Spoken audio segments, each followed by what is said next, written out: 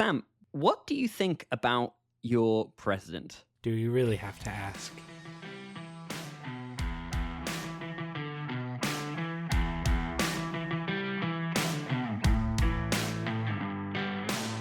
Hello and welcome to yet another episode of Revolutions of Our Time, the podcast where we look at resistance movements, revolutions, protests, and see if we can tease out any lessons to help us to fight the good fight.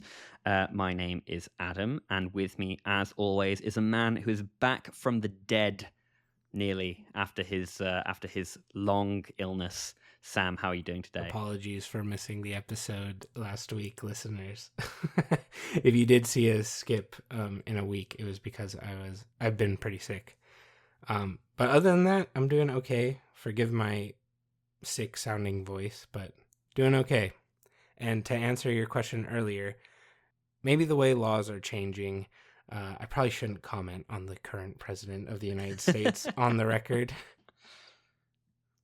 Well, laws are changing throughout the United States, and that's in part what we're going to be talking about. This episode today, we're going to be talking about resistance to Donald Trump. It's going to be maybe a little bit different of a structure of an episode, probably a little bit shorter, and I'm sort of going to be leading a series of questions to Sam, who is going to try and fill me in terms of his experiences of the kind of resistance that we're seeing to Donald Trump within the United States. Most of our audience is in the United States, so maybe this isn't news for you, or maybe it is, and it'll give you an idea for how to sort of view the resistance movements, or maybe how to get involved with that a little bit there. Before we jump in, I think it's interesting to note that Donald Trump has held a large shadow over my entire adult life, especially abroad, because when I met Adam 10 years ago now, Trump had just sort of, I think the first Republican debate happened while I was in London, I believe.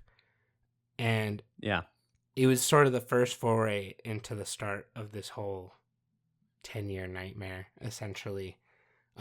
But I have not been able to be an American anywhere outside of America without people asking me about Donald Trump.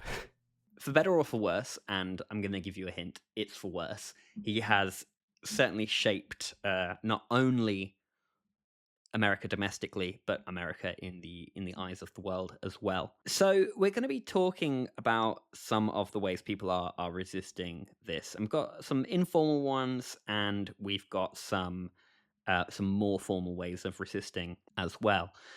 And something that was in the news last week, we're recording this on the 26th of October, were the second round of No Kings protests. Apparently 7 million people across the United States were demonstrating in different cities.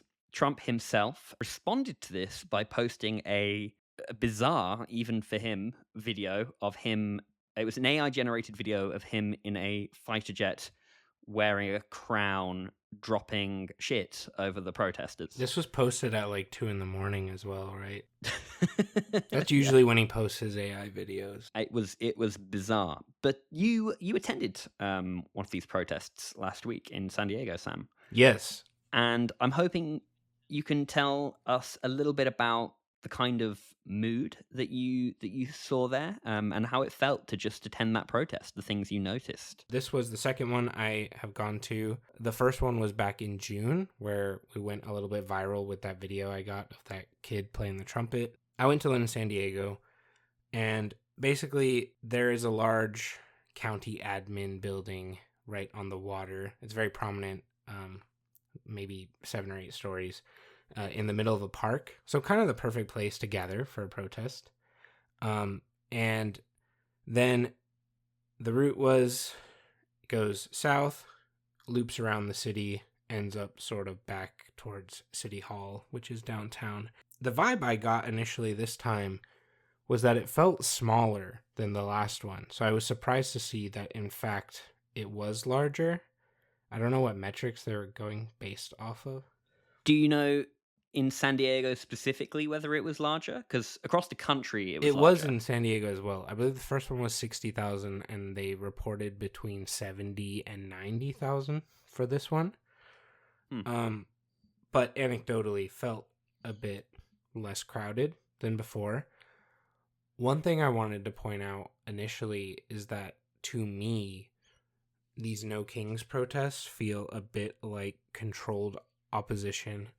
And I hate to be so cynical about them because any resistance is good, I suppose. But there were a lot of tents of people petitioning various things. You know, the DSA, the Democratic Socialists of America, had a tent there. The Democratic Party had a few tents there.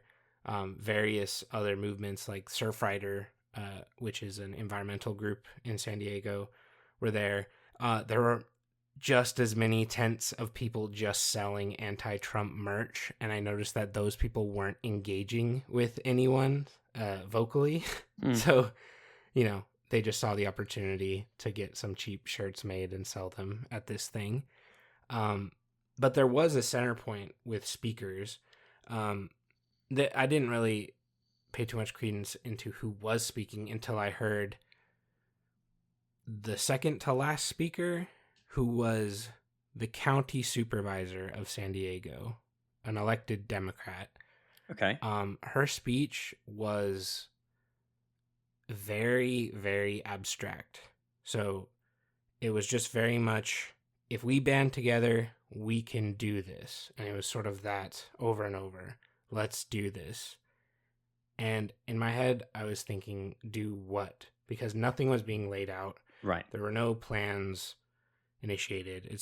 There were no next steps to this protest. It's, if we band together, we can do this. Great job being here, everyone. That was sort of the message. And I found it quite stark as well that the only names mentioned in these speeches were Trump, were Vance, and Hegseth, who, Vance being the vice president, Hegseth being now Secretary of War, as he is known. We're going back to Civil War times with the titles. And one thing that was interesting about the San Diego one that you should know, Adam, is that they closed the 5 freeway from 11 a.m. to 3 p.m. because, I mean, you've been on this stretch before. When you go north from San Diego, there's Camp Pendleton, which separates Orange County from San Diego. But it is the only way into San Diego County coming from that direction. There's the 15, but that takes you sort of a different way.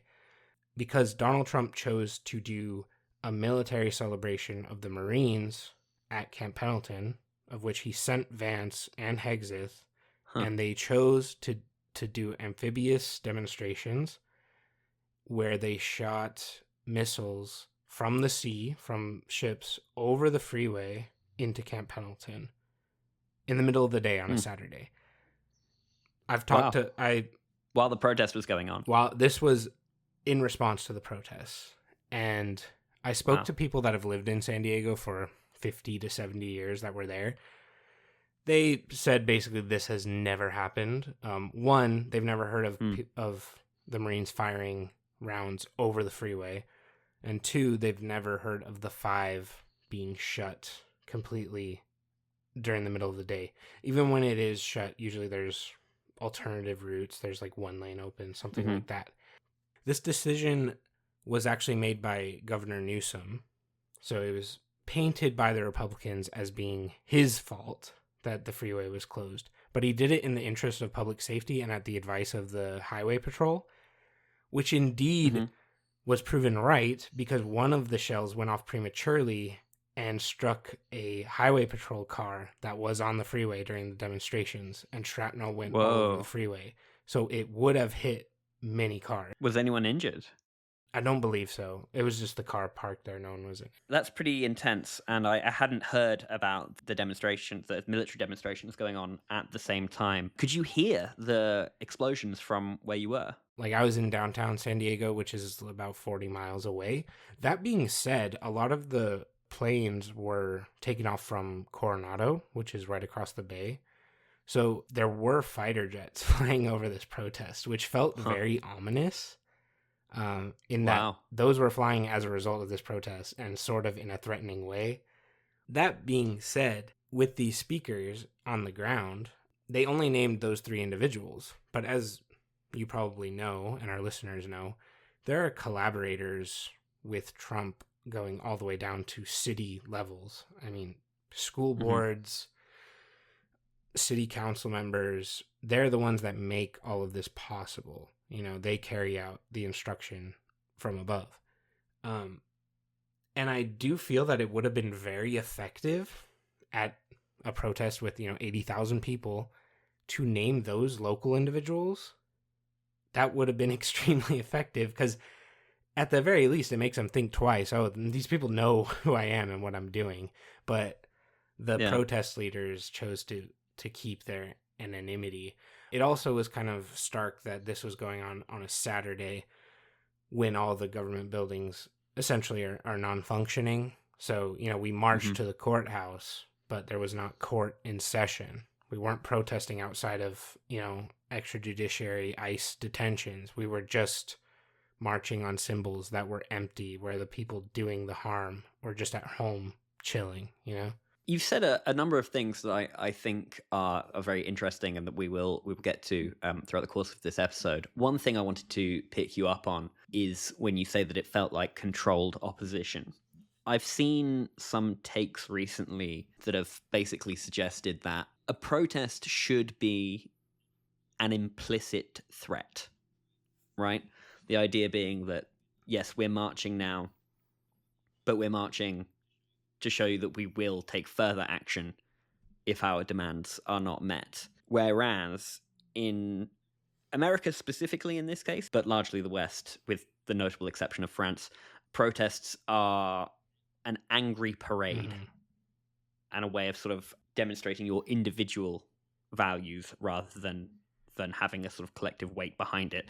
Does that ring true for you? I think that's very accurate, because the next point I wanted to talk about was that the attendees of this protest, you could tell, are not on the same page necessarily.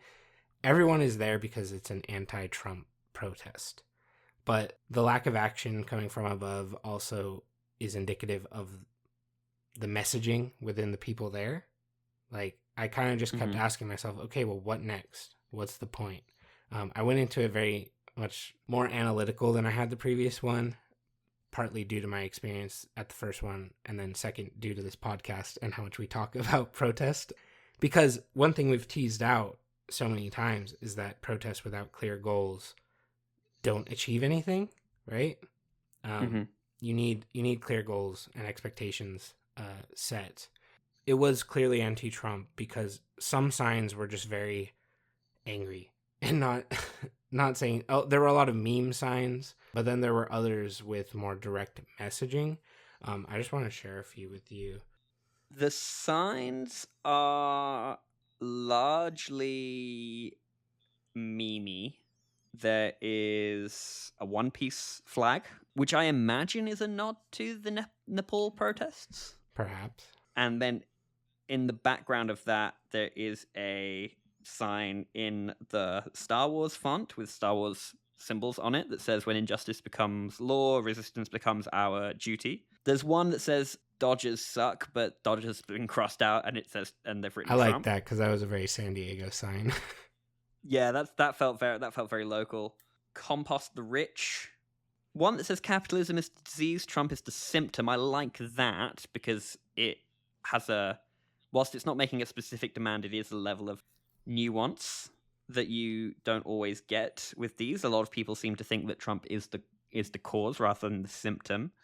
It's a proudly Antifa sign. Wake up, Americans! Our health, our economy, our freedoms are under siege by Trump and the GOP. Defend our democracy. That's pretty good. But in the background of that, there is a sign, and the symbolism in this one is interesting because it is in the style of the Obama Hope poster. But it's Trump with a Hitler mustache, and it says "Nope." So there's a big variety of signs there. I see what you're getting at. You said that it felt like people were there for different reasons. Yeah, there's a lot of confusing messaging going on here. There's a lot of, I mean, maybe part of like large American demonstrations these days is that they try to tap into pop culture as well. But the one that stood out to me amongst that group was definitely the one that said capitalism is the disease, Trump is the symptom. Because as I was marching, and by the way, the march started before the speakers were done, so a lot of the crowd said, nah, we're just gonna... They were not there for the speakers, and they were not there at the behest of them, whereas the last crowd, it sort of rallied around them, and it started when the speakers rallied everyone up.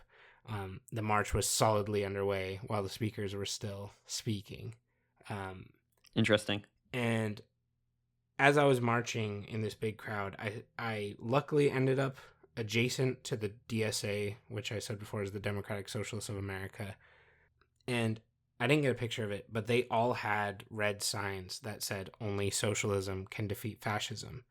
That girl holding the capitalism sign, I think she was a part of DSA. She was walking like near them the whole time. I walked over, told her, "You get it. Nice. I like your sign."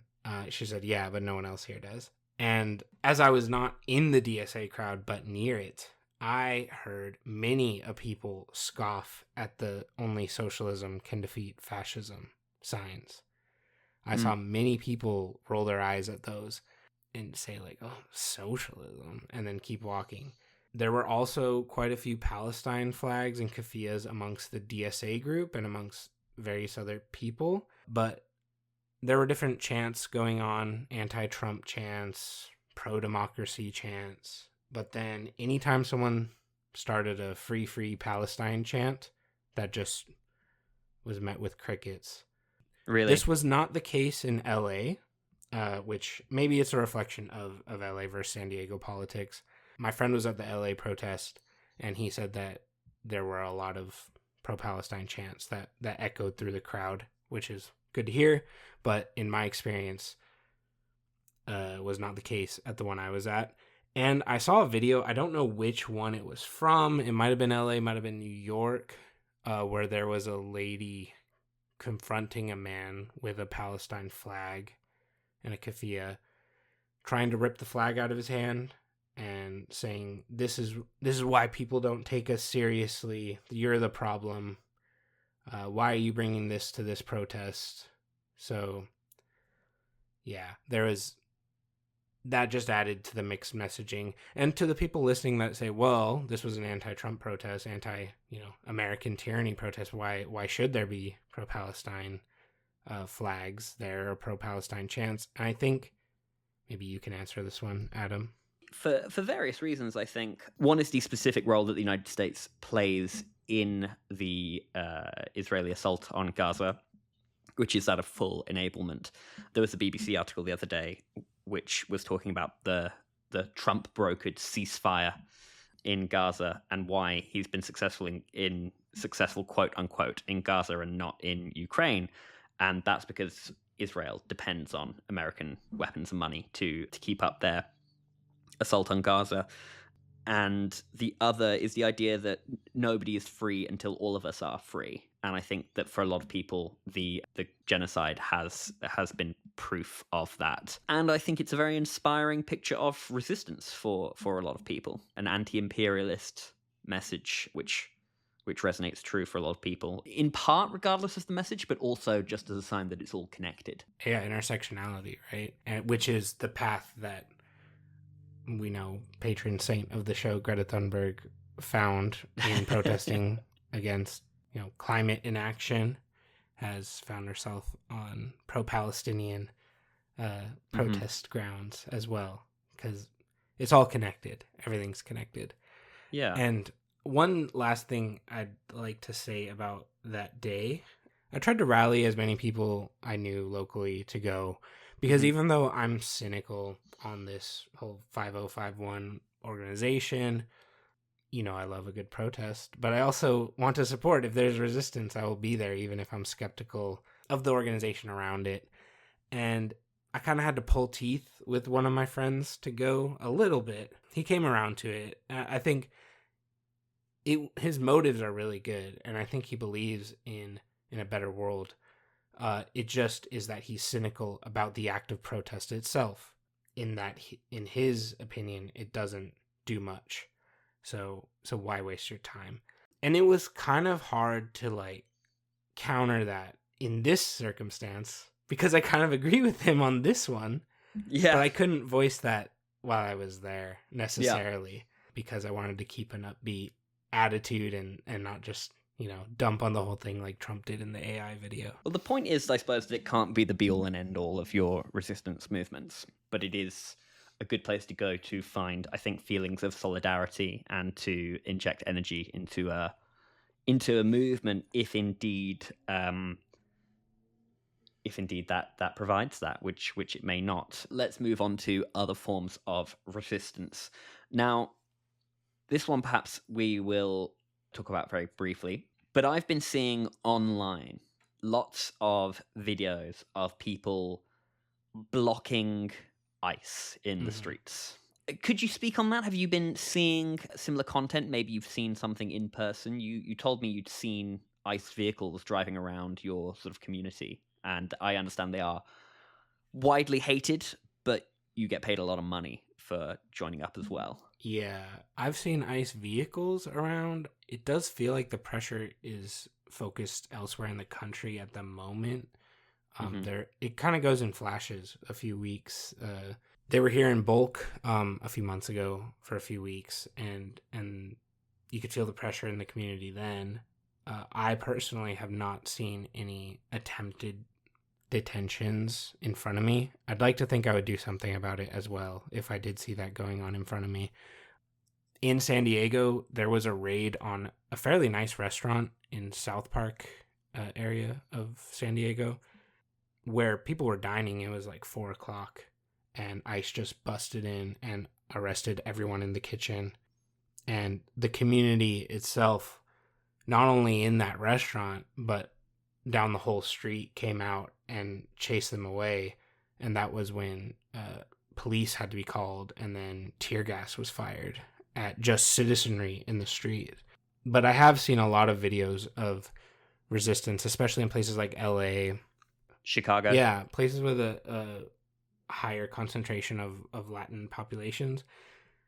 I mean, you'll probably get into this later, but like the courts have ruled that they can detain someone just based on the color of their skin, their appearance. And I mean, yeah, I always feel a little bit of hope when I see people stepping in, because clearly, like, none of these ICE agents are of these communities. Like, no one from San Diego is signing up to join up, even though high pay, high bonuses. I think you make 6 times more than the average teacher wage in America to join. But they're in the eyes of most people I know, they're seen as Trump's SS. You know, they're the ones doing the dirty work for him. It's scary because they don't identify themselves. They don't have a uniform. It's just masked men. So if you're in the business of kidnapping, like right now is a good time, because you could just say you're an ICE agent and, right. You know. Well, you've preempted a question that I had, which is, you do see these comparisons between ICE and the SS or the Gestapo. As a student of history yourself, although I think perhaps not World War II too much, what do you think about that? Do you think that is apt? I mean, the SS was a lot more, not to glaze the SS, but they were a bit more organized and had a bit slicker of an appearance. They would had a decorum, whereas yeah, I mean, Hugo Boss was their personal tailor, yeah, right? That's... But ICE is really it's just the lowest of the lows of society. It's scraping from for people to join it.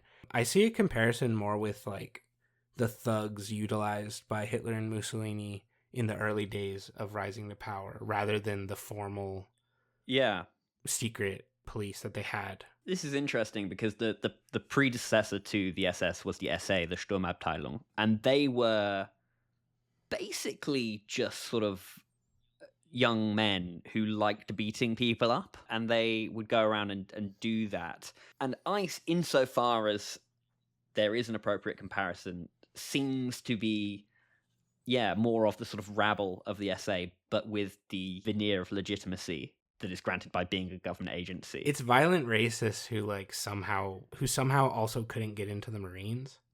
That's pretty much that's pretty much who it is. As I said, I don't think. I mean, there have been some that have been doxxed and stuff. I don't think I've seen reports of any from the cities they actually operate in. You know, they're all from.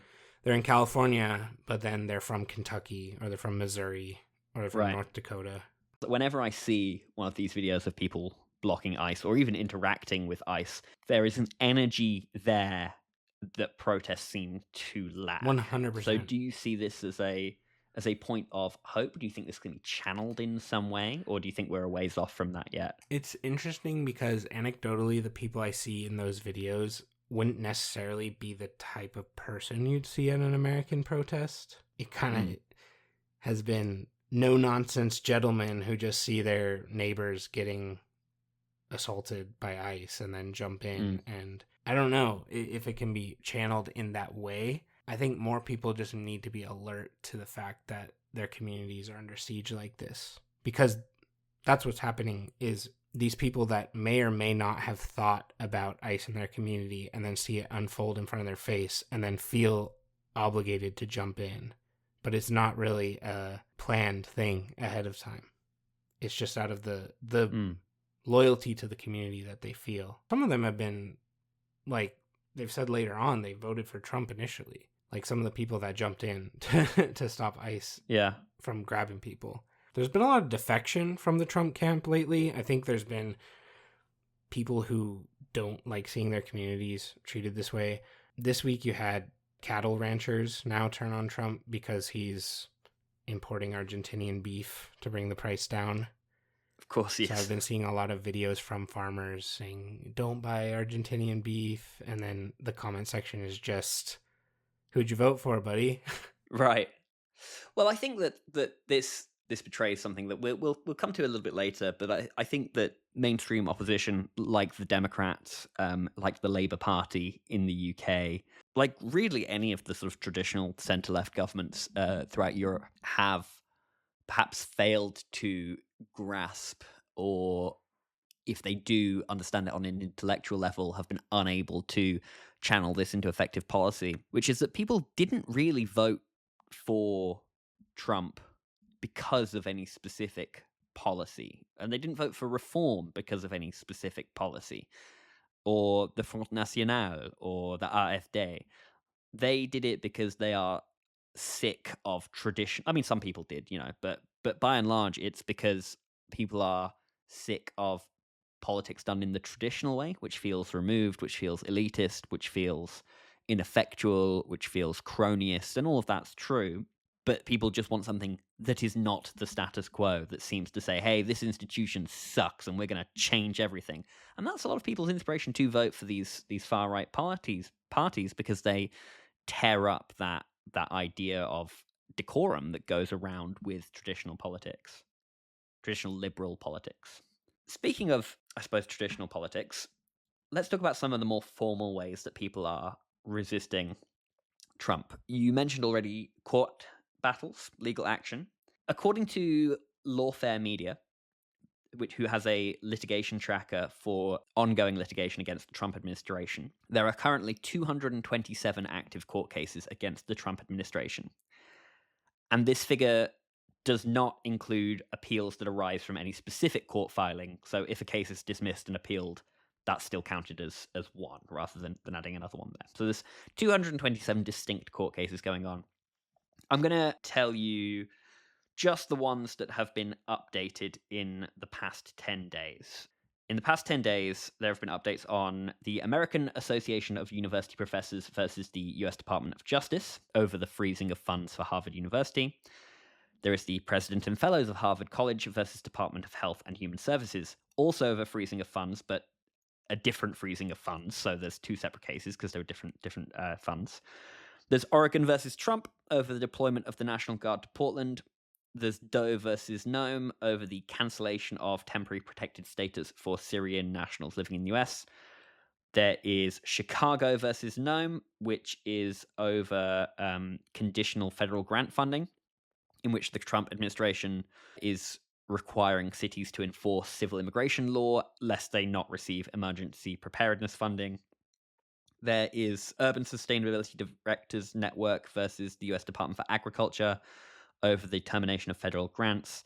There is Illinois versus Trump over the National Guard deployment to Chicago. There is the Chamber of Commerce versus the Department of Homeland Security over changes to H-1B visa status. Aren't those both government agencies? Yeah. Yeah, so different government agencies taking each other to court. There is International Union, United Automobile, Aerospace and Agricultural Implement Workers of America versus the US Department of State over ideological deportations. That is, over actions taken to surveil and silence non-citizens over expressing views that the US government doesn't agree with. And there is Arizona versus the Environmental Protection Agency over the cancellation of the Solar for All program established by the Inflation Reduction Act. These are just cases that have had some kind of update to them in the past 10 days. So this is very actively going on throughout the US court system. What impact do you think that this will have? First, I'll say that hearing like an entire city or state versus an individual is kind of funny. But yeah, I don't have any faith in the justice system anymore. Mm-hmm. I think Trump himself knows that not a lot will be done due to all the stacking of judges he's done from the Supreme Court all the way down. I mean, proof this week, I don't know if you saw, but he flattened the east wing of the White House yes, to build his ballroom, which he did state would not be touched in that planning. He also did not have any historical committee or reviews as to what should be done about this. It kind of just happened, and everyone was surprised when the bulldozers showed up. This was the wing where Eleanor Roosevelt established the First Lady's office. This is where a lot of historic moments have happened. And yeah, he didn't feel like he needed any outside approval for that whatsoever. And I think that is just kind of representative of the U.S. as a whole, which is kind of scary when you think about the powers he has internationally with the U.S. military and all that. But it reminds me of specifically the demolition of is it the East Wing? Yeah. It reminds me of the dissolution of the monasteries. It was King Henry VIII going around destroying the Catholic churches that wouldn't become Anglican churches. Yeah.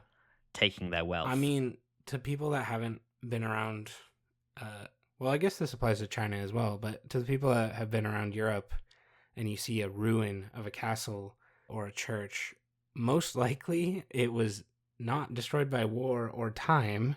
At some point, someone just decided it had to go. And that's usually why things are in ruin and not preserved. And that definitely applies to China, but they've done a pretty good job of rebuilding it. But very few of the sort of monuments in China are original. It was either destroyed. We talked about this in our Taiping Rebellion, in our Heavenly Kingdom episode, but if it wasn't destroyed by the British, it was probably destroyed in the Cultural Revolution. Yeah, and that's kind of similar with structures throughout Europe as well. Yeah. Which just, I mean, as someone who studied history, just the fragility of it is so, it's so scary because you got to keep preserving it every day, whereas it only takes a moment to destroy it, you know, every day for the end of time, essentially. Well, I hate to add to the pessimism of feeling, but I will say this in regard to the statistics of these court cases. So there have actually only been 23 SCOTUS rulings on Trump cases. SCOTUS being the Supreme Court of the United States for non-American listeners. And in those, Trump has been given favorable rulings in 90% of cases. So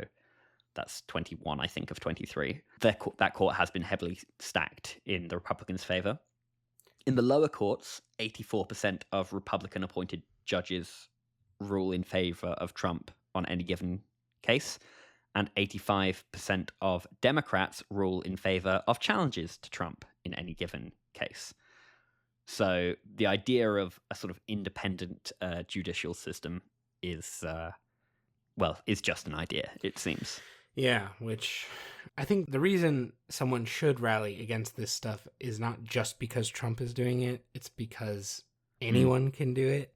And as we've seen in the past, whenever a Republican comes in and creates something horrendous, the next Democrat doesn't change it. They don't revert it back. They just abuse the powers as well. Like the Patriot Act was established under Bush, critiqued by Obama and then expanded by Obama.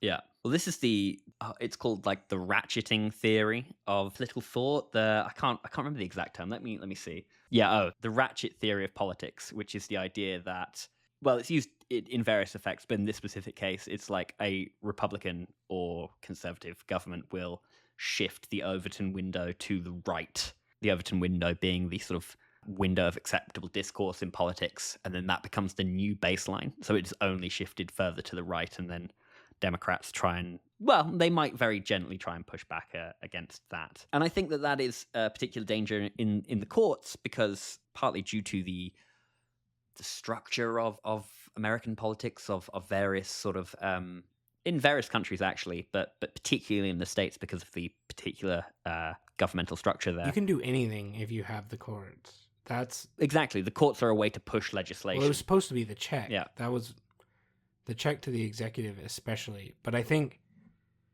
throughout American history, it's been tested sort of in the way that UN resolutions, if we're going back to last episode, have been tested as well, where they say, okay, well, what army are you going to do this with?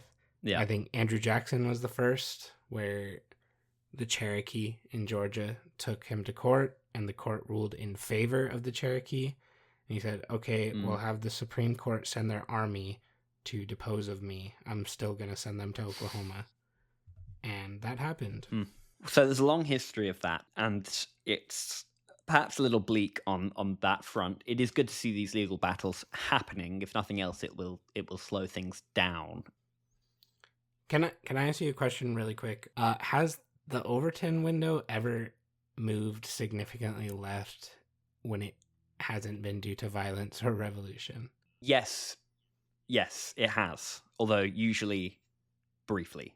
I mean, the degree to which you want to say due to violence or revolution, not sure. I mean, the Overton window in Europe in the latter half of the 20th century, up until sort of 1990, was significantly more to the left because of the mere existence of the Soviet Union. Like the welfare state was the compromise that Western governments created so that communism wouldn't happen. Yeah.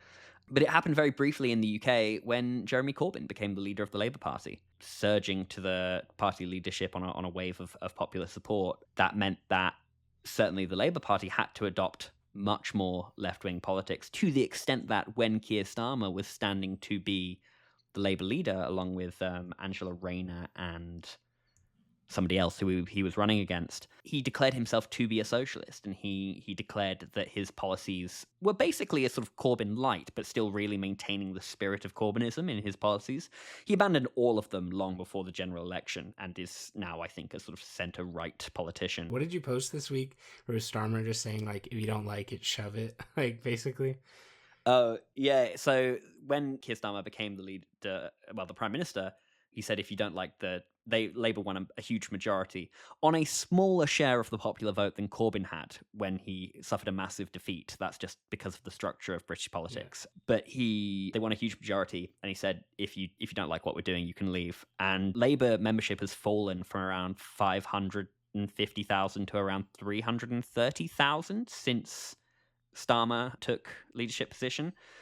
Meanwhile, the Greens, since the election of Zach Polanski, who is a proper eco-populist, eco-socialist, he won the election like less than a month ago, and Greens have seen an 80% increase in membership and now are a larger party in terms of members than the Conservative Party. Whoa. They have like 120 at last count, which was middle of last week. They had 125,000 members and are now like maybe the third largest party in the UK behind Labour and Reform. Yeah. I'd have to check that. I'm not certain, but they've grown massively since then. So yeah, people took up Starmer on his offer and left. Well, speaking of party resistance, let's talk about the final bit of this podcast. I want to talk about political action in the US from politicians against Trump. And when you're talking about this, there's really only two names in American politics that come up, who are very different people. Mm-hmm. There is Gavin Newsom, the governor of California, and there is presumptive New York mayor-elect Zohran Mamdani. Okay. And why don't you tell me about each of them, Sam? I suppose particularly Newsom, living as you are in California. Gruesome Newsom. Yeah, I see him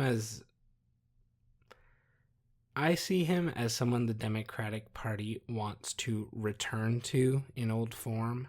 I see him as a cookie cutter Obama era Democrat. Quite charismatic, good on camera, would probably be a great diplomat. Very neoliberal, very pro enterprise. I mean, he's from the Bay Area, so like all the tech startups around there, he's got his connections with.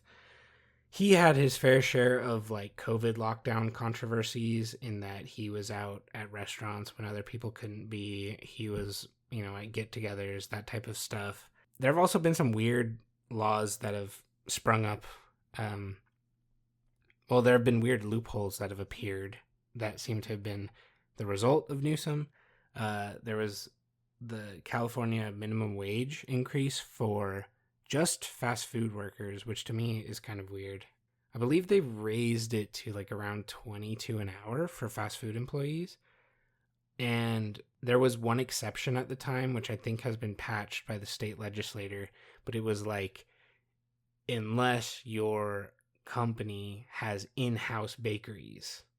And Newsom's like best friend is the owner of Panera Bread, which like everyone was like, okay, I think the only fast food chain this applies to is Panera Bread, who gets to keep their minimum wage at like 12 or whatever. Right. And that one example I bring up just because it's kind of, there have been a few things like that with Newsom. As I told you before we started, like Newsom started a podcast like at the beginning of this year. I think his first or second guest was Charlie Kirk.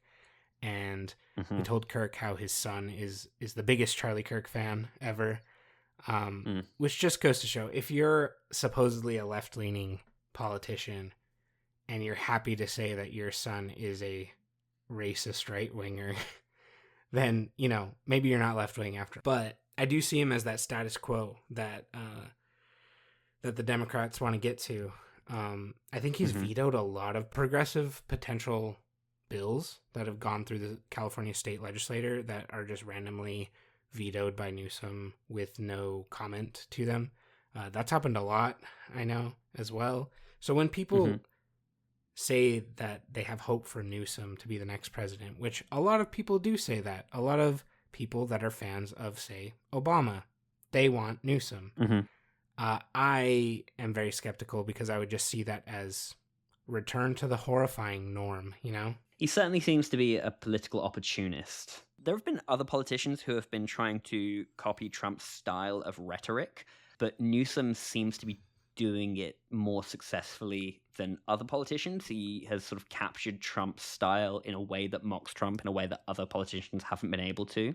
That said, there is a quote here that I took from The Guardian, a guy called Ezra Levin, who is the co-founder of an organization called Indivisible. He says of Democratic resistance to Trump, "It was strongly worded letters. I think a memo went around Democratic circles to tell people to cuss more, and so there was more cussing. You saw fiery speeches, but still a refusal to use leverage.